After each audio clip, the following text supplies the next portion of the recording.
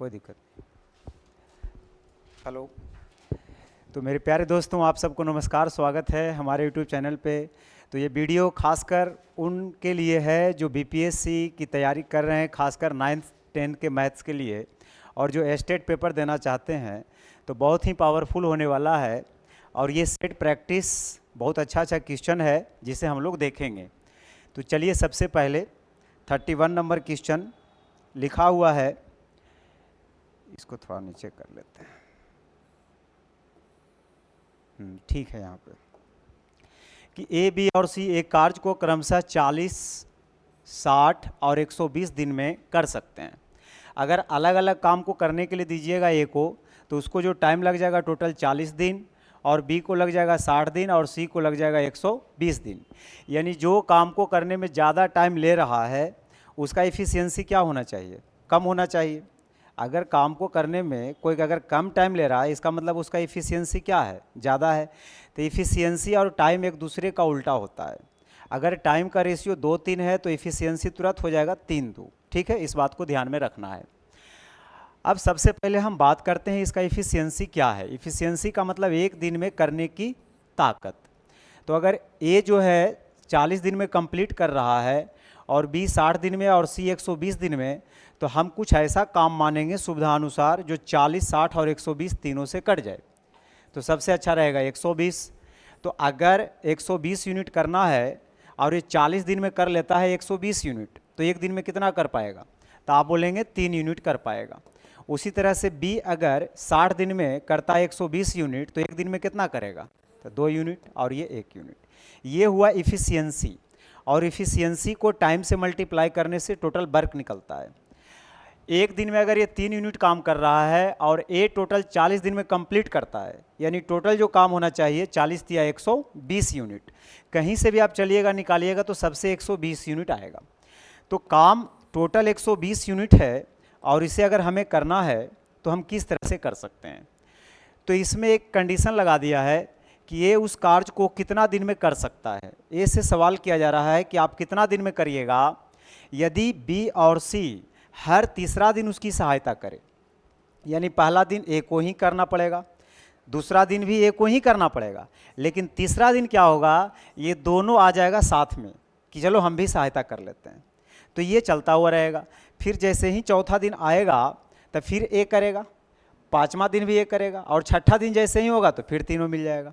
तो जब cycle repeat करना चालू कर दे तो हम एक साइकिल को बार बार नहीं लिखेंगे, एक साइकिल को लिख करके उसमें मल्टीप्लाई करके वहाँ तक पहुँच जाएंगे। तो अगर मैं आपसे पूछूं कि पहला दिन अगर ए करेगा तो कितना काम होगा?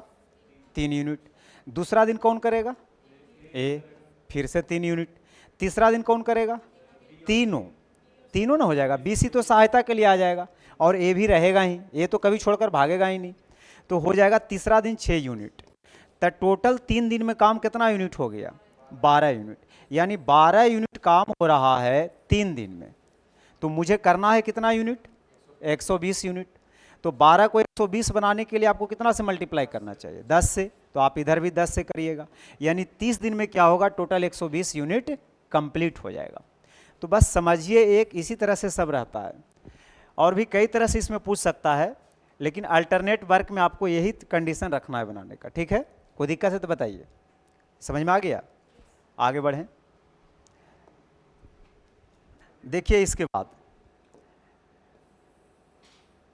ये है वेन डायग्राम का क्वेश्चन, परसेंटेज का। बहुत ही पूछा जाता है, लेकिन जब बनता बहुत जल्दी है। ठीक है, कि एक परीक्षा में 35% छात्र जो है हिंदी में फेल हो जाते हैं, और 45% अंग्रेजी में फेल हो जाते हैं, और 20% दोनों विषय में फेल होते हैं। कई बार क्या होगा, यहाँ दे देगा पास का, किसी का दे देगा फेल का। आपको उतना नहीं पढ़ना है, आपको जो बात दोनों में किया जा रहा है उस पर फोकस करना है कि 20% छात्र दोनों में फेल हुआ है। तो आपको जो डायग्राम बनाना है फुल्ली फेल का बनाना है, और लिखना भी है तो सब फेल वाले को लिखना है, हमें पास से कोई मतलब नहीं है। और अगर दोनों में पास की बात करेगा तो फिर हम पास का बनाएंगे। तो डायग्राम इस तरह से बनता है। ठीक है, तो आपने डायग्राम बना लिया। तो एक सब्जेक्ट है हिंदी, और एक सब्जेक्ट क्या है? इंग्लिश है ना? तो इसमें अगर आपसे मैं पूछूं कि ये वाला पार्ट मुझे बताइए कि ये वाला पार्ट टोटल क्या चीज़ को रिप्रेजेंट कर रहा है, हिंदी को, और ये वाला पार्ट क्या चीज़ को रिप्रेजेंट कर रहा है, केवल इतना ही तक, केवल हिंदी। ये वाला जो आप पार्ट देख रहे हैं ना, ये केवल हिंदी को रिप्रेजेंट कर रहा है, और ये वाला पार्ट केवल इंग्लिश को, और ये दोनों को रिप्रेजेंट कर रहा है, और ये पूरा हिंदी को रिप्रेजेंट कर रहा है, इस तरह से। तो हमें तो चाहिए दोनों में फेल की बात कर रहा है तो फेल का डायग्राम बनाना है। तो अगर मुझे फेल का डायग्राम बनानी है तो 20% दोनों में फेल हुआ है, टोटल हम मान लेते हैं कि 100% रहा होगा, तो 100 में 20 लोग दोनों में फेल हुए हैं। अच्छा, ये हिंदी में भी 20 आ गया है और इंग्लिश में भी 20 आ गया है, और यहाँ बोल रहा है कि 35% जो है हिंदी में टोटल फेल हुआ है, जिसमें हिंदी में ऑलरेडी कितना हो चुका है 20, तो और कितना रहेगा कि 35 हो जाएगा, तो आप बोलेंगे 15 रहेगा। उसी तरह से इंग्लिश में टोटल फेल होने वालों की संख्या कितना परसेंट है, 45%, जिसमें 20 ऑलरेडी हो चुका है, तो यहाँ कितना होना चाहिए 25। अब टोटल फेल वाले को जोड़िएगा तो कितना आ जाएगा, 25, 15, 40 और 20 60, यानी 60% फेल है, तो पास अगर पूछेगा तो कै परसेंट हो जाएगा, 40%। और आपसे पूछा क्या जा रहा है, पास होने वालों का प्रतिशत क्या है, तो 40%। कई बार क्या होता है ऑप्शन नहीं मैच करता है, तो आप लोग क्या करते हैं, फिर से देखते हैं कहीं गलती तो नहीं हो गया। हाँ, दोनों विषय में, ये दोनों विषय में फेल को रिप्रेजेंट करता है, ये दोनों विषय में पास को रिप्रेजेंट करता है, ठीक है, ये फिक्स है। तो पास होने वालों का प्रतिशत यहाँ कितना हो जाएगा, 40%, यानी डी ऑप्शन, ठीक है। आगे बढ़िए,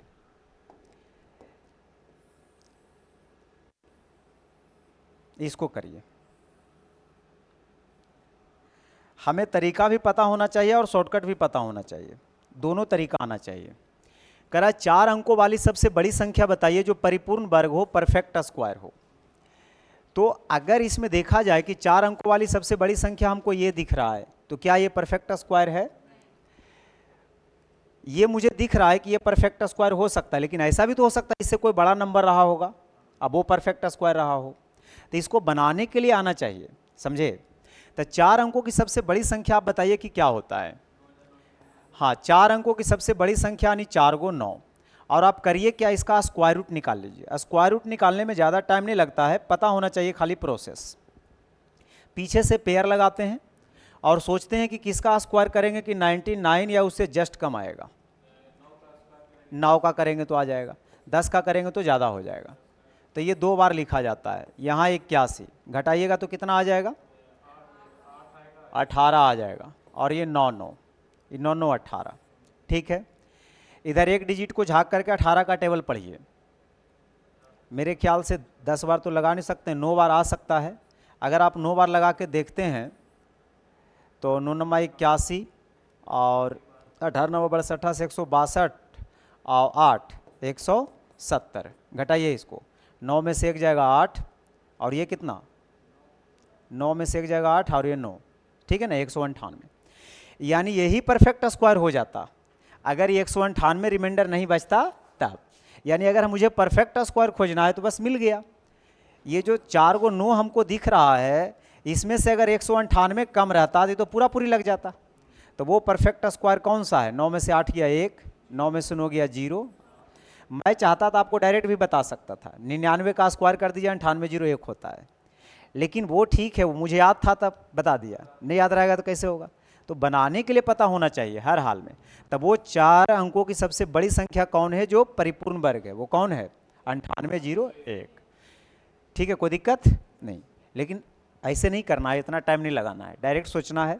अच्छा, 100 का स्क्वायर करते हैं तो इतना आ रहा है, 99 का स्क्वायर, स्क्वायर का तो टेक्निक सबको पता ही है कि 100 से अगर 1 कम है तो 1 का स्क्वायर 1 2 डिजिट लगाते हैं, और 99 में 1 कर देंगे 98। अब और इससे बड़ा क्या हो सकता है परफेक्ट स्क्वायर, इससे ज़्यादा जाएंगे तो फिर 5 डिजिट में चला जाएगा। तो यही है परफेक्ट स्क्वायर, ठीक है। आगे बढ़ें, चलिए इसको देखिए, ये कैसा चतुर्भुज है, चक्रीय इसको बोलते हैं, साइक्लिक क्वाड्रिलेटरल जिसको इंग्लिश में कहते हैं। और चक्रीय चतुर्भुज में एक खास गुण क्या होता है कि अपोजिट एंगल को जोड़िएगा तो 180 डिग्री आएगा। चक्रीय चतुर्भुज के सम्मुख कोणों का योग कितना डिग्री होता है, 180 डिग्री होता है।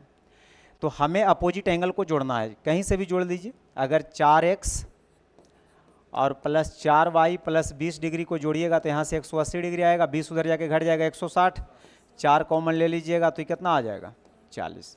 जोड़ला पर 40, देखिए 25 15 40 हो रहा है। ये मार के निकाल सकते हैं अगर कब टाइम रहेगा तब, लेकिन ये पूरा 100% सही नहीं है, क्योंकि यहाँ नन ऑफ दीज भी लगल है ना। कब ऐसे करिएगा जब टाइम आपके पास नहीं है, अब क्या करें, तब ये काम करके आप निकल सकते हैं। हाँ, नेक्स्ट अगर देखा जाए तो इसको अपोजिट को जोड़ेंगे तो कितना आएगा, ये भी 180 आएगा, तो ये आ जाएगा 7x और प्लस 3y, 5 5 तो कटिए जाएगा, आइए आ जाएगा 180 डिग्री।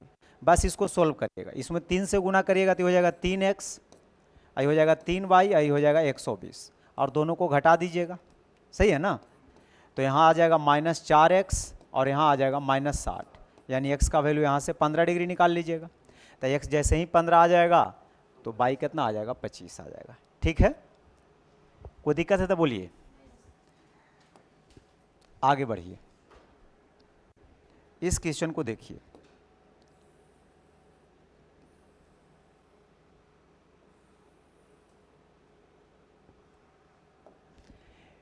बोला जा रहा है x के किस मान के लिए आंकड़ों का बहुलक 27 होगा। बहुलक का मतलब पहले डेफिनेशन पता होना चाहिए।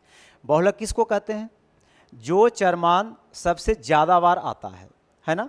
अगर मान लीजिए 2 आया है 3 बार और 1 आ गया है 5 बार, तब बहुलक 1 हो जाएगा।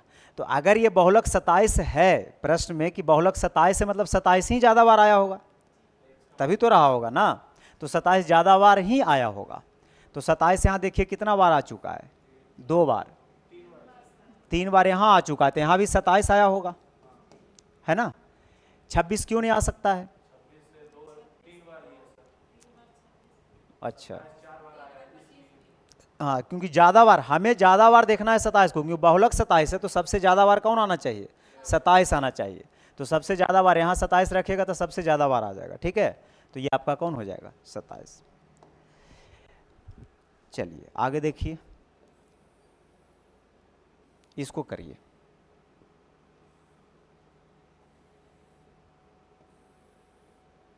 देखिए बेसिक तरीका होना चाहिए पता, शॉर्टकट तो ठीक है, बहुत ज़रूरी है, लेकिन सबका बेसिक जानकारी होना चाहिए। जैसे ही क्या बोल रहा है कि एक धार्मिक आयोजन में स्त्रियों और पुरुषों की संख्या का अनुपात 3:2 है।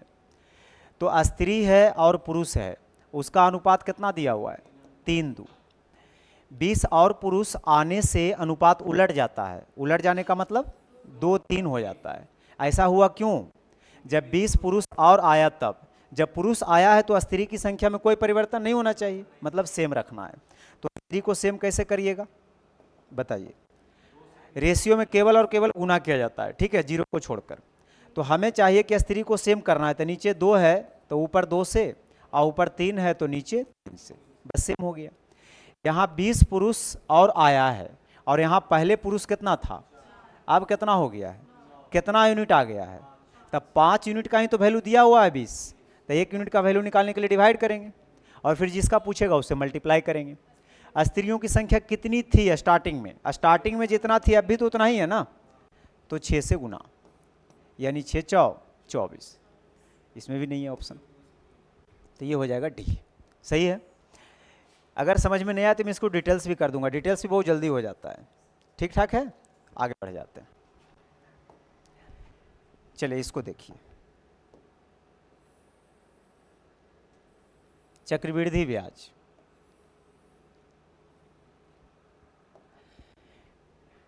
बोल रहा है कि 5% वार्षिक दर से 3 वर्ष में 8,000 रुपया के चक्रवृद्धि ब्याज और साधारण ब्याज का अंतर क्या होगा। देखिए इसमें बहुत तरह के सवाल पूछ सकता है, 3 साल का अंतर पूछ सकता है, दूसरा साल का ब्याज पूछ सकता है, तीसरा साल का पूछ सकता है, किसी भी तरह से घुमा के सवाल पूछे आपसे बनना चाहिए, और वो तब बनेगा जब कंप्लीट इन्फॉर्मेशन इसके बारे में होगा तब। तो आइए पहले समझते हैं इसका। 5% वार्षिक दर से, तो रेट ऑफ इंटरेस्ट का यहाँ चक्कर है। तो 5% का अगर हम आपसे फ्रैक्शन पूछें तो 5/100 यानी 1/20 हो जाएगा। अगर टाइम 2 साल रहेगा तो प्रिंसिपल 20 का स्क्वायर 400 यूनिट मान लीजिएगा, और अगर टाइम 3 साल है तो 20 का क्यूब करिएगा तो 8,000, और वैसे भी यहाँ प्रिंसिपल भी 8,000 है, तो अच्छी बात है। तब प्रिंसिपल अगर मेरा 8,000 रहा होगा, प्रिंसिपल अगर मेरा 8,000 रहा होगा तो 5% ब्याज मिलेगा हर बार। तो 5% का मतलब 1/20। तो तीनों साल का सबसे पहले हम साधारण ब्याज के रेट से अगर हम आपसे पूछें 1/20 अगर करिएगा तो कितना आ जाएगा, इसका 1/20 या इसका 5% निकालिएगा तो कितना आ जाएगा, 400 आ जाएगा। तो दूसरा साल भी 400 और तीसरा साल भी 400। ये साधारण ब्याज हुआ। अगर पूछता कि 3 साल का टोटल साधारण ब्याज क्या हुआ तो हो जाता मेरा आंसर 1200। ठीक है, लेकिन चक्रवृद्धि ब्याज में ऐसा नहीं होता है। चक्रवृद्धि ब्याज जो होता है, कंपाउंड इंटरेस्ट जो होता है, इंटरेस्ट पर इंटरेस्ट लेता है। ठीक है, तो देखिए पहला साल तो इंटरेस्ट पर इंटरेस्ट लेगा नहीं, क्योंकि पहला साल का CI और SI सेम होगा। दूसरा साल में जैसे ही आइएगा तो इसके पहले जितना इंटरेस्ट रहेगा सब पर इंटरेस्ट लेगा। तो दूसरा साल के पहले एक इंटरेस्ट बन गया है 400, फिर 400 का ही 20% इंटरेस्ट लेगा। तो 400 का 20% करिएगा तो 20 आ जाएगा। ठीक है, अब आइए तीसरा साल। अब तीसरा साल के पहले अगर देखे रहे हैं हम तो कितना इंटरेस्ट हमको दिखाई दे रहा है, 3 इंटरेस्ट दिखाई दे रहा है, यहाँ भी यहाँ भी यहाँ भी, ये तीनों पर इंटरेस्ट लेगा। तो 400 का करिएगा 1/20 तो वही आएगा 20, फिर ही 400 का करिएगा तो 20 आएगा, फिर 20 का 1/20 करिएगा तो 1 आएगा। अब मैं इसमें बताता हूँ, अगर टोटल 3 साल का CI पूछेगा तब 1200 और 20 या 60 एक 61, 1261 हो जाएगा। अगर 3 साल के सिर्फ SI पूछेगा तो हो जाएगा 1200, और 3 साल के CI और SI का अंतर पूछेगा तो 20 या 60 और एक 61 यूनिट। समझ रहे हैं? तो ये 61 रुपया, क्योंकि 8000 ही तो मूलधन था, यानी 61 रुपया आ जाएगा। क्या चीज?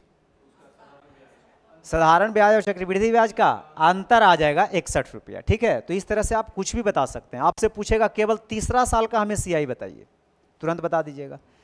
20 20 40 1 41 441। दूसरा साल का खाली CI बताइए, वो भी बता दीजिएगा। तो जो भी चीज़ पूछेगा इससे सब कुछ निकलेगा। तो बेहतर होगा कि आप इसी पर काम करिए, कभी आपको धोखा नहीं देगा। ठीक है, चलिए आगे बढ़ते हैं।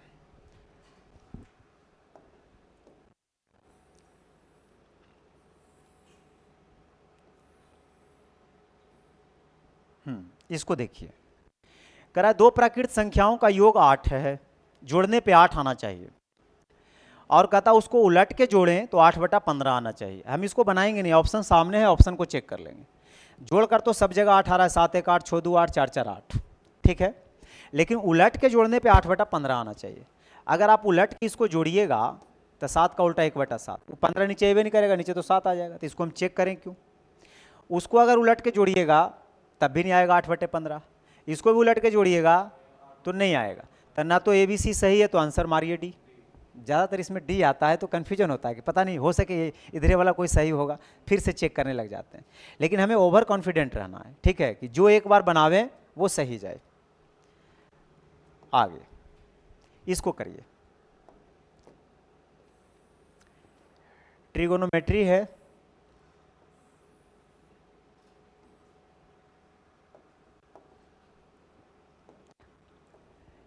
बोल रहा है ABCD एक चक्रीय चतुर्भुज है। अच्छा, ABCD अभी मैंने बोला था कि अगर चक्रीय चतुर्भुज आ जाएगा तो अपोजिट एंगल को जोड़ने पे कितना आना चाहिए।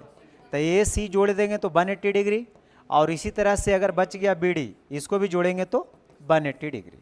और यहाँ से अगर आपसे कोई A पूछ लेगा तब क्या बोल दीजिएगा, 180 डिग्री माइनस C। और यहाँ से अगर आपसे कोई D या B कुछ भी पूछ ले तो हो जाएगा 180 डिग्री माइनस D। ठीक है, तो इस तरह से। अब यहाँ बोल रहा है cos A, तब मैं क्या करूँगा कि जैसे A और C एक दूसरे का अपोजिट एंगल बना रहा है, तो A को चेंज करेंगे तो C को छोड़ देंगे, या C को चेंज करेंगे तो A को छोड़ देंगे। ऐसा नहीं कि आप दोनों को चेंज करिएगा तो फिर कभी बनेगा ही नहीं। ठीक है, तो A को चेंज करना है मतलब C को छोड़ देना है। तो cos A को हम लोग क्या लिख सकते हैं, 180 डिग्री माइनस C। तो 180 डिग्री माइनस C हो गया, प्लस B को अगर चेंज करना चाहते हैं तब B बराबर क्या लिख सकते हैं, हाँ 180 माइनस D। और वो दोनों को टच मत करिए, जैसे है वैसे रहने दीजिए, cos C या प्लस cos D। ठीक है, अब सुनिए आगे।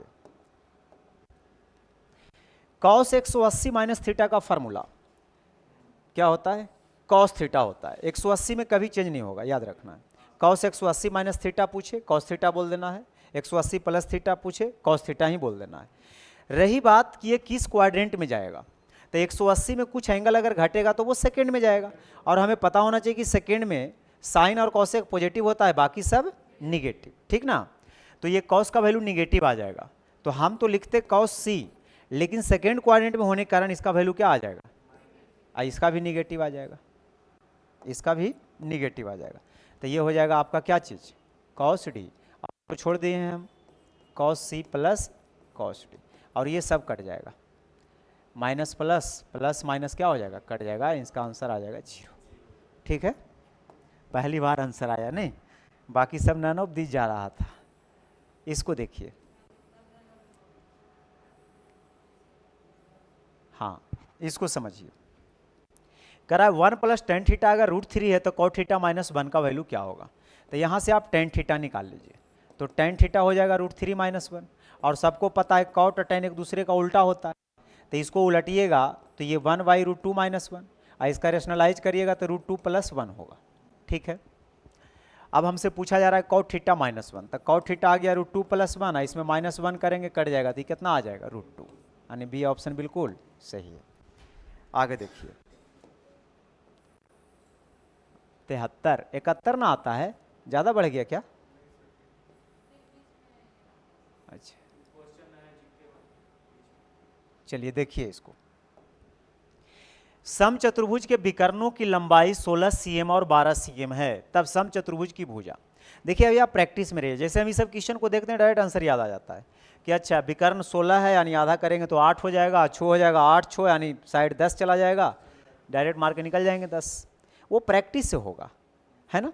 तो सबसे पहले हम लोग समझते हैं कि ये जो विकर्ण होता है समचतुर्भुज, समचतुर्भुज के विकर्ण एक दूसरे को परपेंडिकुलर बाइसेक्ट करता है। समांतर चतुर्भुज का जितना भी कैटेगरी है बाइसेक्ट तो सभे करेगा, लेकिन इसमें खास बात यह है कि ये 90 डिग्री पे बाइसेक्ट करता है। कौन कौन चतुर्भुज है जो 90 डिग्री पे बाइसेक्ट करता है? एक समचतुर्भुज है और एक वर्ग है, बस यही दोनों चतुर्भुज याद रखिएगा। अब जो है विकर्ण की लंबाई अगर 16 करिएगा तो ये 8 हो जाएगा, और दूसरा का 12 करिएगा तो 6 हो जाएगा। 90 डिग्री है ये, मतलब ये तो राइट एंगल बना रहा होगा। तो अगर ये 6 है 8 है तो ये कितना हो जाएगा? 10 हो जाएगा। तो साइड पूछेगा तो 10 cm, ठीक ना। आगे बढ़िए, इसको पढ़िए।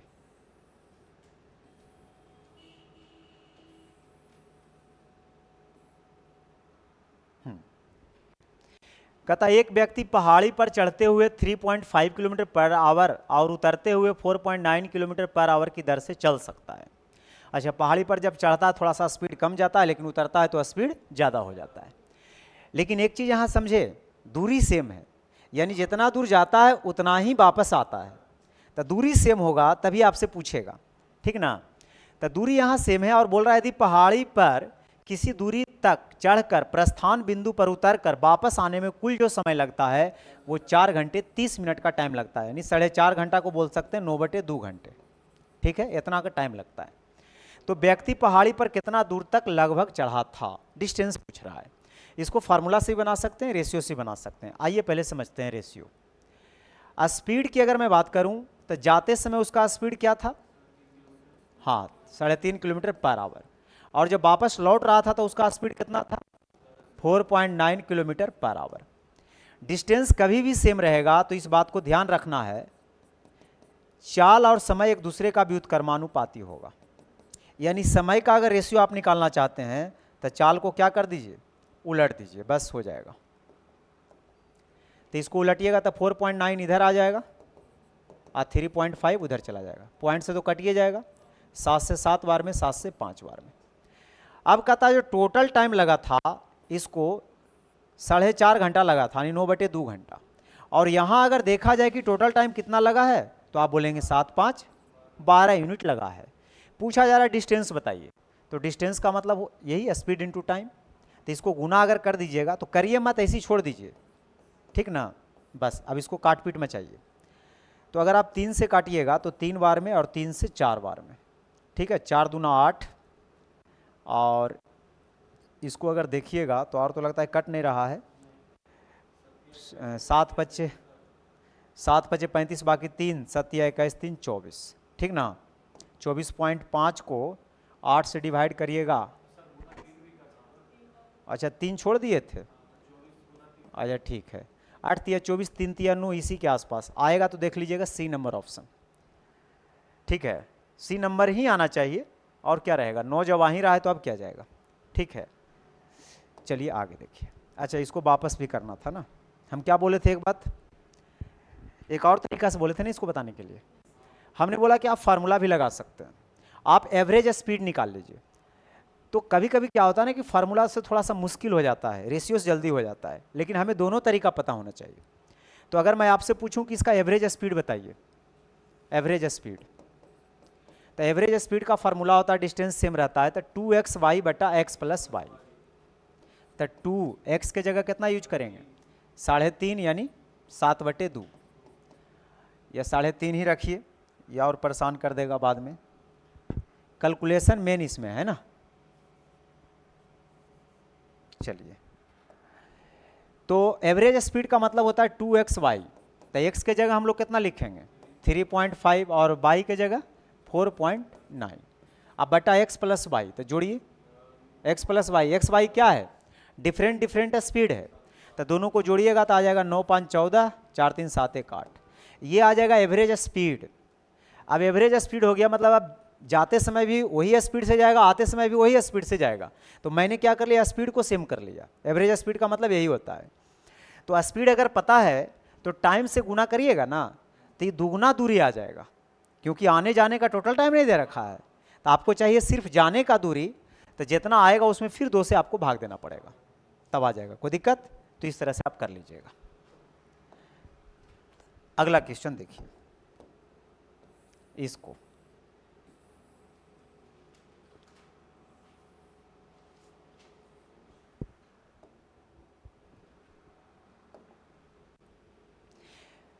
साइन 43 डिग्री और कॉस 47 डिग्री, ये सब है।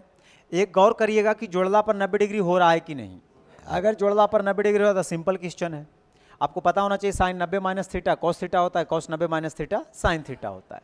तो बस साइन टूटता है कॉस में, और 43 किस में टूटेगा, तो बगले वाला 47 में टूटेगा। डायरेक्ट लिख लिया, साइन थीटा बराबर कॉस 90 माइनस 43 करेगा तो यही आएगा, आई इंटू कॉस 47 डिग्री। फिर यहाँ अगर देखिएगा, इधर आपने कॉस को रखा तो उधर साइन को बचा के रखिए। कॉस किस में टूटेगा, साइन में, 43 किस में टूटेगा, 47 में। हमने यहाँ कौन सा फार्मूला लगाया है, कॉस थीटा का फार्मूला लगाया है, साइन 90 माइनस थीटा, तो 90 में 43 घटाएंगे तो 47 आएगा। अब ये थीटा सेम हो गया, तो cos square theta plus sine square theta, theta same होने की वजह से इसका वैल्यू कितना आ जाएगा, तो आप बोलेंगे 1 आ जाएगा। ठीक है, कौन सा ऑप्शन, ए। आइए इसको पढ़िए, बहुत ही अच्छा क्वेश्चन है और टाइम बचाता है, ये सब क्वेश्चन आ जाता है। तो कुछ क्वेश्चन जो होता है कैलकुलेटिव हो जाता है। एक धनराशि किसी चक्रवृद्धि ब्याज की दर से 4 वर्ष में 3 गुना हो जाता है, तो कितने वर्ष में 81 गुना हो जाएगा। जैसे मान लीजिए बैंक में आपने 1 रुपया रखा था और 4 साल तक अगर आप छोड़ देते हैं, 4 साल तक अगर छोड़ देते हैं तो वो कितना गुना हो जाता है, 3 गुना, यानी 3 रुपया हो जाता है। फिर इस पैसा को 4 साल के लिए आप छोड़ देते हैं तो फिर से 3 गुना यानी 9, फिर से 3 गुना यानी कितना,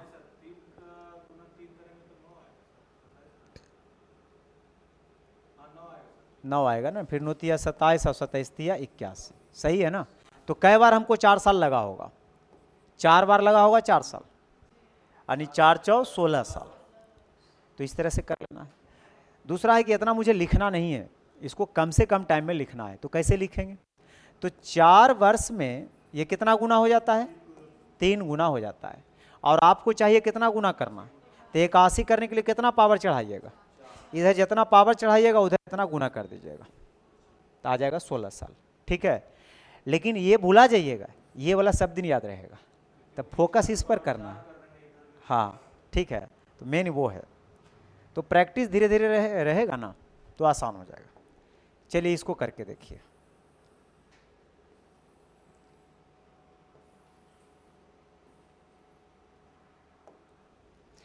तीन सर्वांगसम वृत्त जिनमें प्रत्येक वृत्त की त्रिज्या 8 cm है, परस्पर एक दूसरे को टच करते हैं, इनके बीच के हिस्से का क्षेत्रफल बताइए। सर्वांगसम का मतलब क्या होता है, तीनों वृत्त समान है, जिसका रेडियस, जिसका त्रिज्या समान हो उसको सर्वांगसम बोलते हैं। तो अगर 3 वृत्त एक दूसरे को क्या करते हैं, टच करते हैं ना, एक दूसरे को टच करते हैं। कभी भी 3 वृत्त एक दूसरे को टच करेंगे और इसका सेंटर से अगर ज्वाइन करिएगा तो एक समबाहु त्रिभुज बनेगा। क्योंकि रेडियस सबका तो सेम होगा ना, ये 8 तो ये भी 8, सभी 8-8 रहेगा, तो आप गौर से देखिएगा तो 16 cm साइड वाला क्या निकल जाएगा, तो बीच में एक समबाहु त्रिभुज निकल जाएगा। और समबाहु त्रिभुज है तो प्रत्येक एंगल कितने डिग्री का हो जाएगा, 60 डिग्री का हो जाएगा। तो कह रहा है इनके बीच के हिस्से का क्षेत्रफल बताइए, ये वाला। अब ये वाला निकालने के लिए हम लोग क्या करेंगे, ये त्रिभुज दिख रहा है ना, ये त्रिभुज के क्षेत्रफल में 3 गो, इसको क्या बोलते हैं, त्रिज्यखंड बोलते हैं। तो 3 गो त्रिज्यखंड का क्षेत्रफल माइनस कर देंगे तो ये बीच में जो बच रहा है उसका एरिया निकल जाएगा।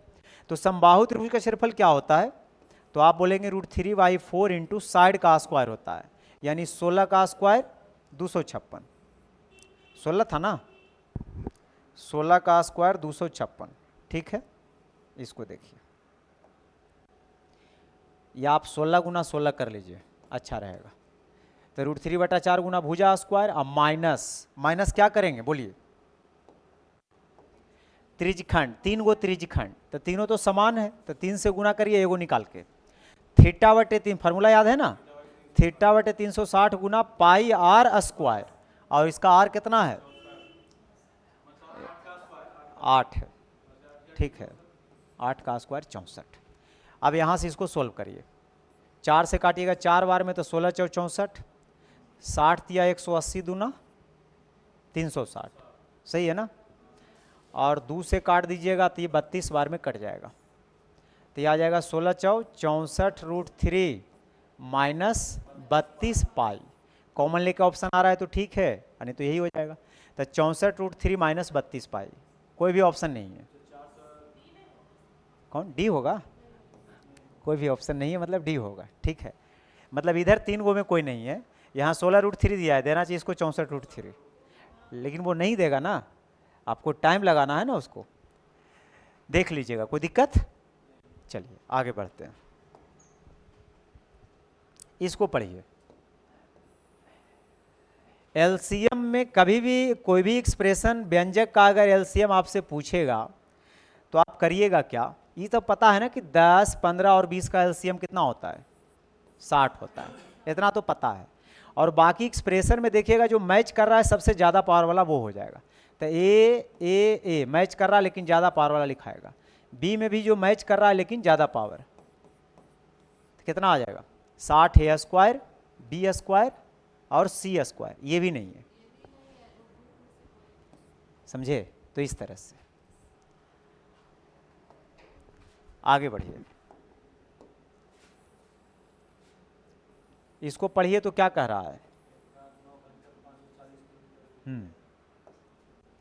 एक कार 9 घंटा में 540 किलोमीटर। देखिए इतना पढ़ने से मुझे पता चला कि टाइम है और डिस्टेंस है, तो जल्दी से इसका स्पीड निकाल लेंगे। तो 9 × 6 = 60 आ गया, यानी कार का स्पीड कितना निकल गया, 60 km/h। एक ट्रेन की गति कार की गति से दुगना है, यानी ट्रेन की जो गति है इससे दुगना है, यानी 120 km/h है। ट्रेन की गति का 2/3 एक बाइक की गति है, तो बाइक की जो गति है इसका 2/3, तो 2/3 करिएगा 80 आ जाएगा। तो पूछ रहा है बाइक 3.5 घंटा में कितना दूर जाएगा, तो 3.5 घंटा, 3 घंटा में तो 80 या 240 और आधा घंटा में 40, तो कितना आ जाएगा 280, ठीक है। या स्पीड इनटू टाइम कर लीजिएगा तो डिस्टेंस निकल जाएगा। आगे देखिए इसको पढ़ के,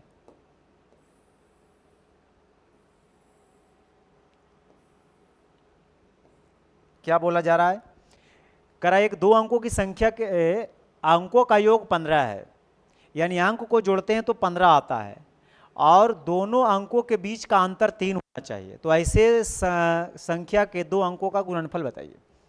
अब ये साफ से इसका उद्देश्य ये है कि आप पूरा सोल्व करिए, क्योंकि अंकों का गुणनफल पूछ रहा है।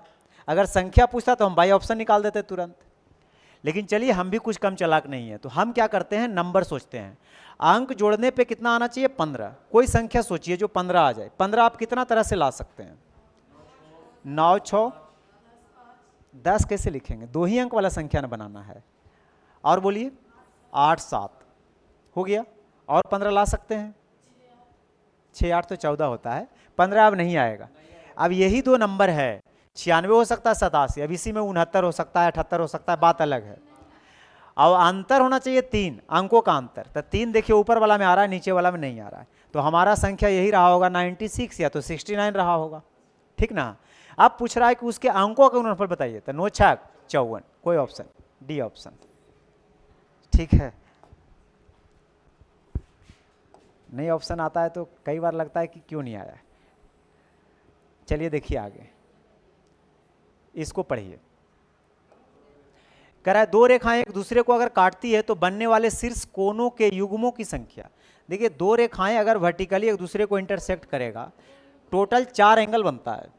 एंगल 4 बनता है, लेकिन जोड़ा कैगो होगा, 2 गो होगा। तो सिंपल सिंपल क्वेश्चन कभी कभी पूछ लिया जाता है। इसको देखिए, बहुत खतरनाक सवाल में से एक है।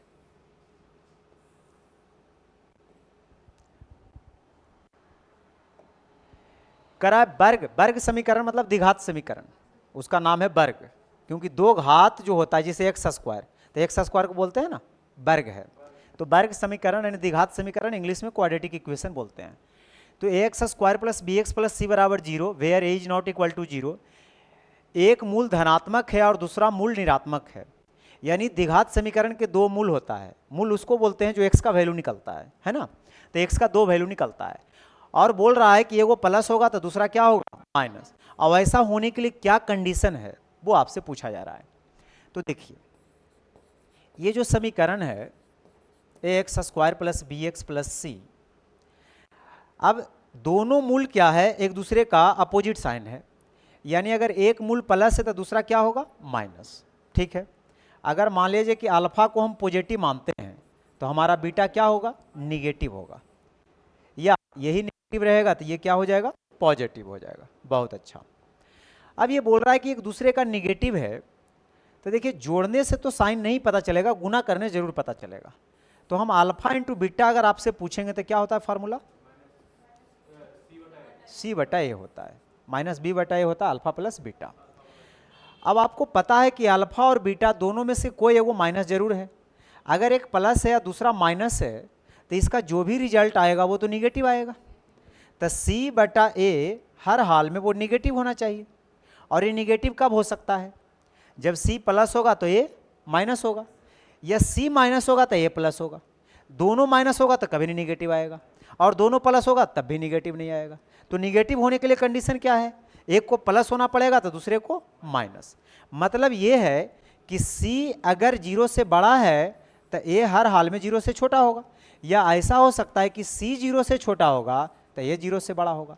यानी सी और ए का साइन एक तरफ नहीं हो सकता है, समझ रहे हैं। अब ऑप्शन को देखिए, बी के साइन निकालिएगा तो फिर पैराबोला आपको बनाना पड़ेगा, टाइम लग जाएगा। ए और सी से छाट के निकलिए, तो ए और सी को अगर देखिएगा तो यहाँ देखिए ए ग्रेटर देन 0, यहाँ सी ग्रेटर देन 0, ये हो नहीं सकता है मेरा। यहाँ भी दोनों तरफ एक ही तरफ मुंह खोल दिया, नहीं होगा। यहाँ देखिए लेस देन, यहाँ भी लेस देन, एकदम नहीं होगा। तो डी ऑप्शन 100% सही है, ठीक है। तो जो ओवर कॉन्फिडेंट है वही मारेंगे, अगर लगेगा कि पता नहीं क्यों नहीं आ रहा है वो घूर के जाएंगे क्वेश्चन पे तो उनका टाइम चला जाएगा, ठीक है। तो इतनी सी बात है, फिर आएगा ऐसा वाला क्वेश्चन। देखिए अब ये कोई जो क्वेश्चन है काफ़ी कैलकुलेटिव दे दिया गया है। देखिए 10th क्लास में बनाए होंगे सांख्यिकी, इसको इधर थोड़ा कर लेते हैं। अब ये बोल रहा है आंकड़ों का माध्यक 525 है। माध्यक हमेशा माध्यक वर्ग के बीच में ही कहीं पे होता है। अगर 525 बता रहा है तो मेरा माध्यक वर्ग कहाँ होना चाहिए, यहाँ होना चाहिए, क्योंकि 500 और 600 के बीच में लाई कर रहा है, ठीक है। अगर मुझे पता चल गया कि ये माध्यक वर्ग है 500 से लेकर कितना, तो कई बार प्रश्न में क्या करता है, माध्यिका दे करके माध्यक वर्ग पूछ लिया जाता है, तो ये डायरेक्ट आंसर करके निकल जाइएगा। लेकिन इसमें थोड़ा सा मुश्किल ये कर दिया है कि इसमें जो कुछ डेटा है उसको गायब कर दिया, पूछ रहा वो क्या होगा। तो अगर आप सबको जोड़ते हैं तो टोटल जोड़ के कितना बता रहा है, 100 बता रहा है। अगर सबको जोड़कर 100 बता रहा है, यहाँ जोड़ने पे कितना आ रहा है। अगर मैं आपसे पूछूं कि जोड़ के मुझे बताइए, तो जोड़िएगा 9 7 16 4 20 20 40 40, और इधर जोड़ लीजिए 40 और कितना 40 20 60, जोड़ के बताइए कितना हो रहा है, 76 हो रहा है। तो अगर यहाँ 76 हो रहा है तो जो एक बाई बचना चाहिए, वो 24 होना चाहिए, क्योंकि सबको जोड़ के 100 होना चाहिए। तो x प्लस बाई जोड़ के 24 किस में आ रहा है? बस निकल जाइएगा मार करके, क्योंकि फिर इसको सोल्व करने के लिए आपको पूरा फार्मूला से गुजरना पड़ेगा, है ना। इसीलिए मैंने बोला ये 100% सही नहीं है। 100% टाइम है तो आप फिर सोल्व करिए, लेकिन चारों ऑप्शन रहेगा तो बहुत अच्छा है, तब तो कोई दिक्कत नहीं है। फिर भी मैं बता देता हूँ बनता कैसे है। तो पहला इक्वेशन तो बता दिया, x 15×9 = 24 हो रहा है ना, ये ऑप्शन। तो ये नहीं होगा, ये नहीं होगा, ये नहीं होगा, लेकिन ये तो हो सकता है ना डी ऑप्शन, क्योंकि एक और भी तो इक्वेशन बनेगा, उसको भी तो सेटिस्फाइड करना चाहिए। हाँ, ढेर तरह से कर सकते हैं। अब आगे देखिएगा, तो इसके लिए आपको क्या करना पड़ेगा ना, इसके लिए आपको संचयी बारंबारता निकालना पड़ेगा, जिसको कम्यूटेटिव फ्रीक्वेंसी बोलते हैं। अब वो निकालना पड़ेगा, तो निकालिए। टेबल अलग से नहीं बनाइएगा तो टाइम काफ़ी के चला जाएगा, तो पेपर में ही बना लेना है। तो जोड़िए, यहाँ आ जाएगा 2 5 2 7, आई कितना आ जाएगा 7 + x 12 7 19 + x, और ये आ जाएगा कितना 36 + x 36 20 56 + x 56 + x + y, और ये कितना आ जाएगा 56 9 65 65 + x + y, और 65 7 72 + x + y, ये आ जाएगा 76 + x + y, ये आ जाएगा। ठीक है, अब आपको करना क्या है, और वैसे भी एग्जाम में सब क्वेश्चन बनाना जरूरी नहीं होता है, ठीक है। सिलेक्शन लेने के लिए हम इसमें क्यों इतना टाइम देंगे, है ना। बहुत सारे क्वेश्चन ऐसा होता है कि इसमें इससे काफ़ी टाइम लगता है, वो बन जाता है, तो उसको पहले देखेंगे, बचेगा टाइम तब इसको देखेंगे। अब आपको करना क्या है, पता चल गया कि माध्यिका वर्ग तो यही होगा, तो इसको हम लोग एल बोलते हैं, लोअर लिमिट, ठीक है। इसके सामने वाले को एफ बोलते हैं, फ्रीक्वेंसी, और इससे थोड़ा सा कोनाहा ऊपर चल जाइएगा तो इसको सी एफ बोलते हैं, कम्युलेटिव फ्रीक्वेंसी, ठीक है, या बड़ा वाला एफ बोलते हैं। अब माध्यिका का आपको फार्मूला याद होना चाहिए। क्या होता है फार्मूला बताइए। माध्यिका कितना दे रखा है 525, और माध्यिका का फार्मूला होता है एल प्लस, मैं लिख देता हूं formula, L plus n/2 minus C F, या बड़ी एफ एक ही बात है, बटा छोटी एफ इंटू एच, ठीक है, ये होता है फार्मूला। और ये बराबर कितना दिया हुआ है 525 के। अब एल कितना है यहाँ रख लीजिएगा 500, एन कैसे निकालिएगा n/2, टोटल एन कितना आ रहा था 100, जोड़कर 100 दे रहा है ना, तो 100/2 करिएगा तो कितना आ जाएगा 50। अब माइनस सी एफ बोल रहा है, सी एफ हमारा कितना हो गया 36 + x, अच्छा लिखाल था वहाँ, तो 36 + x, बाई नहीं ना है उसमें, अच्छा, बटा एफ बोलिए छोटी एफ 20, और एच मतलब इसका लंबाई लेंथ 100, ठीक है। अब बराबर आ जाएगा कितना 525 के। सोल्व करिएगा, 500 उधर घट जाएगा तो 125 आ जाएगा, 50 में 36 घटाइएगा 14 माइनस x बटा 20, और ये गुना 100 है, और ये बराबर 25 आ जाएगा। 20 से 5 बार में और 5 से 5 बार में, तो 14 में से 5 जाएगा 9, तो x कितना निकल गया 9। तो देखें x 9 निकल गया तो बाई 15 होगा, यानी ये ऑप्शन बिल्कुल सही है। तो इसमें फार्मूला भी याद रहना चाहिए, हालांकि याद रहेगा तो कर लीजिएगा, 1 मिनट 2 मिनट के अंदर कर लीजिएगा, ठीक ना। तो फार्मूला को देख लीजिएगा, ठीक है, ये तो रहेगा ही अपलोड। आगे इसको देखिए, क्लास का टाइम, कल और टाइम देंगे, है ना।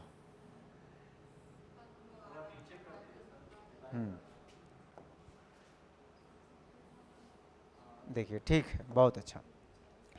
करा त्रिभुज एबीसी की भुजाएं AB और AC पर बिंदु D और E इस प्रकार है कि D BC के पैरेलल है, ठीक ना। देखिए त्रिभुज है, सिलेक्ट,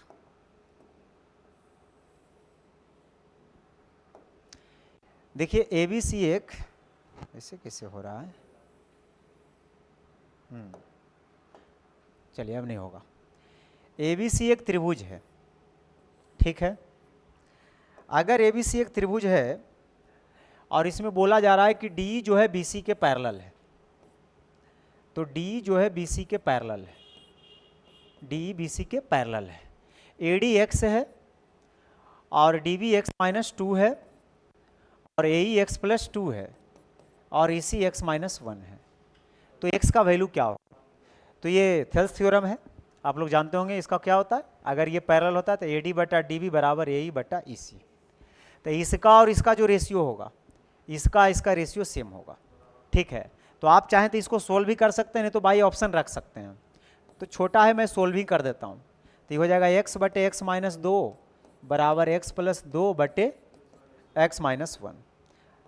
चलिए देखिए, अब क्रॉस मल्टीप्लाई करिएगा तो एक्स स्क्वायर माइनस एक्स ए माइनस बी इंटू ए प्लस बी, तो ए स्क्वायर माइनस बी स्क्वायर यानी 4। ये से एक हो जाएगा, जल्दी से आंसर आ गया x बराबर 4। कोई ऑप्शन नहीं है, मतलब डी है।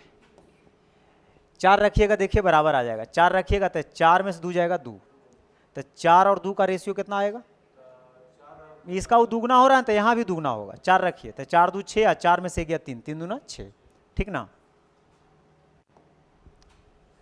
इसको देखिए,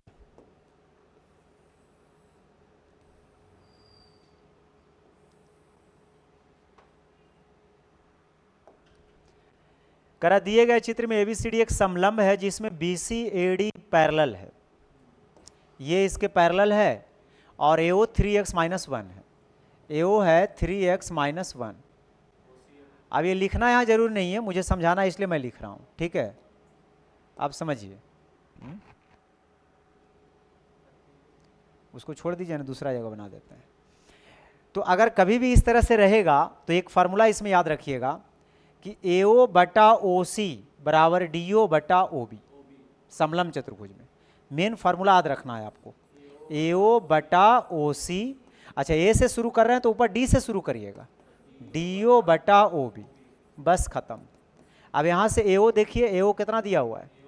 AO दिया हुआ है 3x माइनस 1, और OC कितना दिया हुआ है? 5x माइनस 3, और OD दिया हुआ है 6x माइनस 5, और OB दिया हुआ है 2x प्लस 1। अब इसको सोल्व करने जाइएगा तो काफ़ी आपको टाइम लग जाएगा, क्योंकि क्वाड्रेटिक जाएगा। पिछला क्वेश्चन में क्या था, जल्दी सोल्व हो गया। अब ये पूरा क्वाड्रेटिक जाएगा, तो बेहतर होगा कि बाई ऑप्शन आप रखिए। जैसे आप x के जगह 1 रखिए, तब 1 रखिएगा तो 3 में से एक जाएगा 2, 1 रखिएगा तो 5 में से 3 गया 2, तो कितना आ जाएगा? 1 बटा 1 आएगा। क्या यहाँ 1 बटा 1 आएगा? 6 में से 5 गया 1, नहीं आएगा, तो ये नहीं होगा।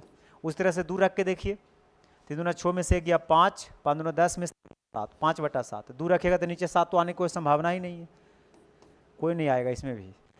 3 तिया 9 में से 1 जाएगा 8, और नीचे देखिए 5 तिया 15 में से 3 जाएगा 12, 4 दूना 8, 4 तिया 12, 2 3 का रेशियो उधर भी आना चाहिए, तो 3 रखिएगा तो 6 तिया 18 में से 5 गया 23, नहीं आएगा ये भी।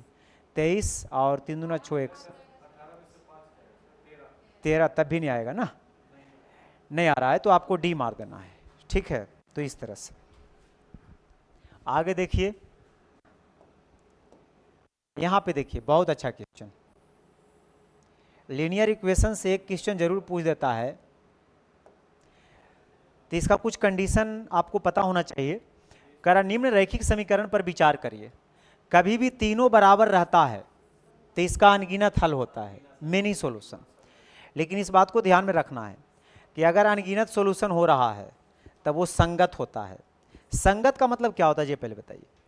संगत जिसको इंग्लिश में कंसिस्टेंट बोलते हैं, तो संगत का मतलब होता है एट लीस्ट वन सॉल्यूशन, जिसका कम से कम एक सॉल्यूशन हो। तो जिसका अद्वितीय सॉल्यूशन होता है, यानी एक्स वाई का एक ही आंसर आता है, वो भी संगत कहलाएगा, और जिसका मेनी सॉल्यूशन हो रहा है वो भी संगत कहलाएगा। दोनों संगत होता है, ठीक। दूसरी बात, तो संगत तो मेरा होगा ही होगा, लेकिन ये आश्रित भी कहलाता है, समझ रहे हैं। सिर्फ संगत नहीं होगा, आश्रित होगा, तो इसका आंसर ए और सी दोनों मिला के होगा। तो इसका आंसर ऑप्शन ए को बनाना चाहिए, एक से अधिक। तो इसमें हम नहीं मार सकते हैं, डी नहीं मार सकते हैं, यहाँ पे इनमें से कोई नहीं, यहाँ डी नहीं मार सकते हैं आंसर। तो आपको एक अलग से ऑप्शन बना लेना है, एक से अधिक आ रहता भी है।